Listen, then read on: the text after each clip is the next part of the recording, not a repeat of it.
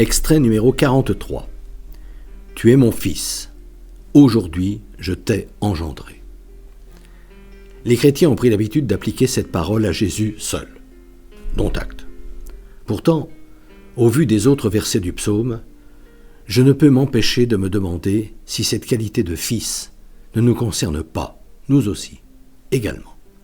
D'autant plus que ce qui nous distingue fondamentalement de toutes les autres espèces vivantes, c'est d'avoir été doté d'une âme, comme Jésus, dont je rappelle qu'il est un homme véritable. Appropriation de la qualité de fils qui me semble beaucoup plus riche que de nous limiter à l'attribuer uniquement à Jésus, donc à un autre, même si cet autre nous a montré de quelle manière hors du commun il fallait nous comporter. Car que Jésus soit le seul Fils de Dieu nous concerne si peu, en tout cas c'est ce que nous ressentons, que cette affirmation n'entraîne pas de grands effets. Du coup, la parole de la Genèse, faisons l'homme à notre image, entre dans mon univers. Et je réalise que, moi aussi, je suis loin, l'élu, de Yahvé, contre lequel conspirent les princes de ce monde, les tentations qui m'assaillent en permanence, avec leurs vains tumultes, mais auxquels je résiste car Dieu vient à mon aide.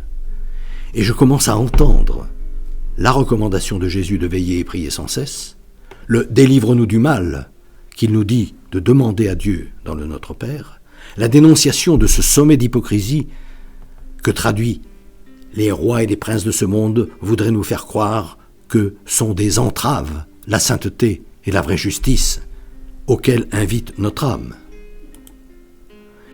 Et que si je veux vraiment être heureux, or je veux l'être, il me suffit de laisser tout simplement s'approcher de moi le royaume de Dieu en faisant sa volonté, laquelle, hormis les rares fois où il peut m'être demandé des actes héroïques, relève plus couramment des détails de la vie quotidienne, ces petits faits sur lesquels la petite Thérèse de Lisieux a construit sa sainteté. Ce qui signifie, dans le langage imagé de Jésus, mettre tout simplement dans la pâte les 3 mesures de levain qui sont nécessaires pour la faire lever.